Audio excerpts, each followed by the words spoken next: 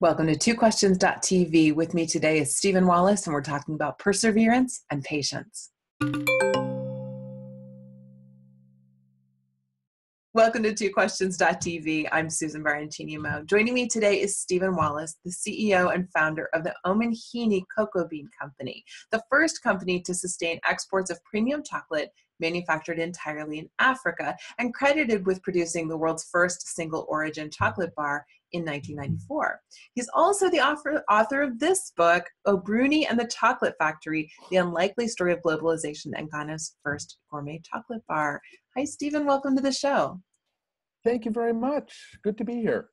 I really enjoyed your book. Your description of how to taste, viewers, he starts the book with how to taste chocolate.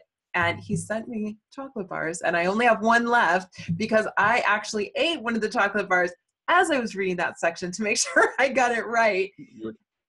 It was amazing. Right. That's good due diligence. Thank you. Yes. Well, we try to really, make sure we understand everything around here. I actually loved the lessons in here from working with your dad in your family business. When your first chocolate arrived, and I will not say any more than that because I don't want to do a spoiler, but I got a little emotional because, it's such a roller coaster ride that you went on. I loved it. You're such a great storyteller. Thank you. There were times I have to say, when I'd speak about this, I'd always think, this may be a better book than an actual company because the company was so tumultuous in the early years. So, but thank you very much. Well, I think we all have those moments, right? We all have those moments in our business life where we go, why am I doing this? But you stuck with it, and I want to talk about that today. But I really would like to start with beginnings. You worked in your family business, which you actually convinced your father to sell because there was a whole change in the industry. You'd left a law firm that had no real succession plan. Now your family business was in the midst of this industry that was transforming. So you knew it was time. And when a family business is sold, it's often a challenge to find the next chapter. And you didn't talk too much about that in the book. And occasionally I ask a question like, what was in between those two little lines? Because it was, I convinced my dad to sell. And then I had my head on the desk one day and went, chocolate. So how did you know chocolate was the next chapter? How did you find that next chapter? Well, when I convinced my father to sell, and really in fairness, it was, these are always, especially with family businesses, such an emotional decision. So it was clear. Yeah. We all knew that it was time to sell. And this is a very important lesson I learned, I think, at a very young age, which is sometimes the market dictates a large part of success and failure. You can a rising tide will lift many boats, even if you don't execute well or your plan isn't perfect. And likewise, you could have a brilliant idea and the timing is just terrible. And what we realized is there's times in the larger market when our size distributor was going to get squeezed. We had to either stay hyper small or get big. And if you were in the middle, there was really no future. We could have hung on for a couple of years, but it became clear that it was time to move on. And I knew a couple of things. I knew that I hadn't been happy as a lawyer, which I could have thought about going back to. And I toy with, even to this day, I say, what would it have been if I had been at a different law firm or working with different partners at the time? Who knows what it meant? We might be one chocolate bar less in the world. No, it's so good. I loved, and I knew that business, which was sort of a distribution business of commodity products, of T-shirts and sweatshirts at the time. So there was many places for people to get these products. There wasn't a lot of areas of differentiation or what we'd say in business is a strong value proposition for us versus many of our competitors. So it was all price driven.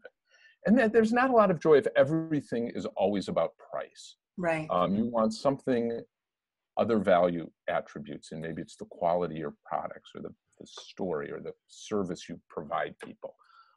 So I knew I wanted to get into a business like this. And I had been an exchange student when I was 16 years old and had gone to Ghana and lived with this kind of incredible family. My host father had 3 wives and 21 children. And it was like that wonderful book that you keep going back to the shelf and rereading every couple of years. So I found myself in between jobs, or put it this way, without a job. I was unemployed. What do I do? And then I kind of went back to this book and this time of my life when I lived in Ghana, and it just seemed so, I was so impressionable at that age, and it was such a seminal event in my life. I thought, what can I do going back? And what, I began to look. So Ghana has 4 main kind of raw materials at that time. It used to be called the Gold Coast when it was a British colony. So it had gold, it had diamonds, it had bauxite, which is how you make aluminum. It's the mineral, and it grew what was reputed to be the world's finest cocoa beans. And, gold and diamond were cartels. Smelting aluminum was a $1 billion business that took a lot of technical expertise. And I was lacking both in the technical expertise and the $1 billion in my pocket. So I looked at cocoa, and I grew up in a family of people who like to cook. Just avocationally, my mother, my grandmother, and thought, well, maybe what would get me back to Ghana? Maybe it's something around cocoa. And it seemed to me if you're growing the finest cocoa in the world, you should be able to aspire to move up that cocoa value chain and make premium chocolate. And so the question I always asked people and asked myself was, where does good chocolate come from? And people would say Switzerland or Belgium. France. And in France. And I'd say, how many cocoa trees grow in Zurich? And the answer is none. No cocoa trees grow in Paris or in Belgium, in Brussels, or in Zurich. So I kind of went back to origin and said, what competitive advantages does Ghana have if it wanted to manufacture chocolate? And vis-a-vis, what advantages does Switzerland have in producing chocolate that Ghana would have to compete against? And we found we had this freshness imperative. We actually went from bean to bar in the same country and didn't subject these cocoa beans to a 6 to 8 week ocean voyage in the hold of a steamship. We would have a freshness advantage, and we would create some jobs, and we could test out some interesting economic theories that I was sort of toying with, going back to Adam Smith and David Ricardo about comparative advantage of international trade. And I was dismayed that the term globalism had changed meaning. I mean, it had gone from a good thing to a bad thing. If you think back to the Marshall Plan after World War II, everyone looks at the rebuilding of Europe as a great success. International trade kept these old enemies from shooting each other. And so we sort of rebuilt through globalism and trade. And by 1990s, at the Seattle World Trade Organization meeting, globalism became shorthand for this economic exploitation and a search for very cheap labor. Right. And it became shorthand for costing jobs in the US. And I wanted to rethink it and explore what real comparative advantage among nations meant. And could we compete on things other than just cheap labor, but talent and sourcing, and what does each country do so everybody wins, and you don't have this kind of bipolar zero-sum game where there's a winner and a loser, to use these kind of schoolyard terms that I don't really like. But in the old days, it was someone would win, someone would lose in a trade. But I wondered what the 18th century economists really thought was globalization in international trade could create wealth for everybody involved in it, not come at the expense of you versus me. I love that idea, and I wish I had more questions, because I say this in every interview. I wish I could ask more questions. I should have made it 10 questions, but I feel like there's so much to unpack in that concept of, because one of the things that's so nice about your story is the love, the clear love that you have for this country, for Ghana, and that you saw something there that could elevate a nation. And that's amazing. That's world-changing stuff. And I want to unpack that, but that's not my next question. So you're going to have to come back. That won't count.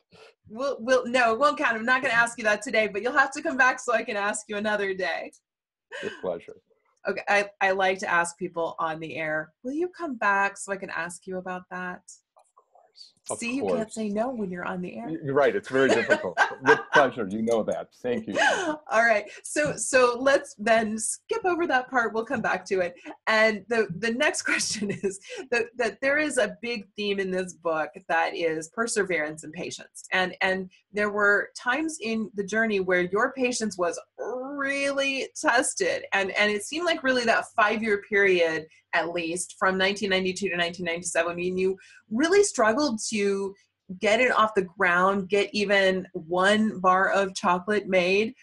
What was it that kept you going? Because I'm assuming there are some people watching who are maybe in a similar circumstance where they're struggling to get something off the ground. So how did you find within you the fortitude to stay on the path, to stay on this journey?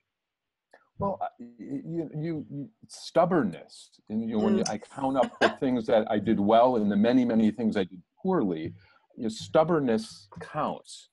And it counts greatly. And I believed in the project almost beyond a rational sense. I mean, it made so much sense to me on paper and intellectually that I felt compelled to try it. And I had a lot of, as you say, a lot of affection, a lot of love for this country. And I had seen a lot of people coming from offshore, entrepreneurs or other companies, expecting quick results. They had a 3 or 4 year business plan, or they were venture funded and venture capitalists, like a 5-year exit strategy. They didn't know the culture. They didn't know the culture. And it was very clear that that wasn't going to work. The old U.S. Commerce Secretary, Ron Brown, said that the challenge for American companies doing business in emerging markets like Africa is they come in on a Monday and expect to leave as millionaires on a Friday, that following Friday. And it's so much more difficult. But the satisfactions are greater. So I became very intrigued by the idea of application of talent over time. So we live in a fast company world. There's a magazine called Fast. Yes. There's not a magazine called Slow Company. And my book is really, I hope, a celebration of slow companies. And sometimes the application of patient capital and time and talent over years, when any sort of sane or rational metric would say you should get out, is really what solves some of these intractable problems of wealth creation and development and emerging democracies. And I wanted to try that. And I wasn't sure what else I would do. So I was at some point, you're in too deep. You wake up and you go, okay, I can invest a little of this. We can take another mortgage on the house. And at some point you look in the mirror and you go, oh my goodness, we are in too deep. We have to see this through. And I guess I had hit that point, and I saw enough progress, even though I had to squint to see it, that I was, compelled to stay the course. And it was a lot of fun. I mean, it really, and I can't discount the enjoyment that it brought me. Certainly frustration too, but enriched my life in many ways. The people I got to meet in Ghana, the people I got to work with, the institutions it brought me in contact with, all of it, I just thought was fodder for an interesting life.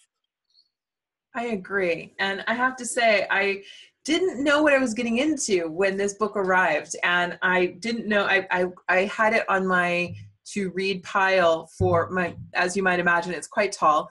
And I watched it getting closer to the top, and I kept looking at it going, what is that going to be? What is that book about?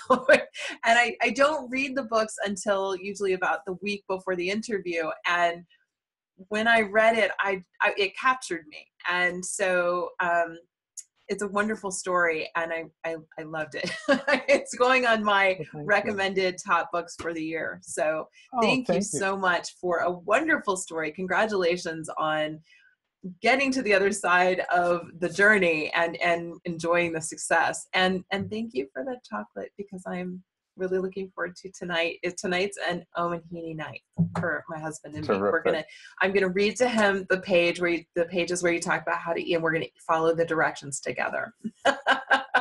Wonderful. I'm gonna do the same with my wife. So we'll have an Omanhene night all over the country. Susan, yes, I love it. It's a pleasure. This has been wonderful. Thank you. Thank you for being on the show.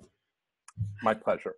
Thank All you. right, viewers, here is the book. Okay, we're going to have a link down below, not just to Amazon where you can get this book, but also to the Omanhene Chocolate Company, so that you can, Cocoa Bean Company, so that you can get your chocolate bars too and try this delicious stuff.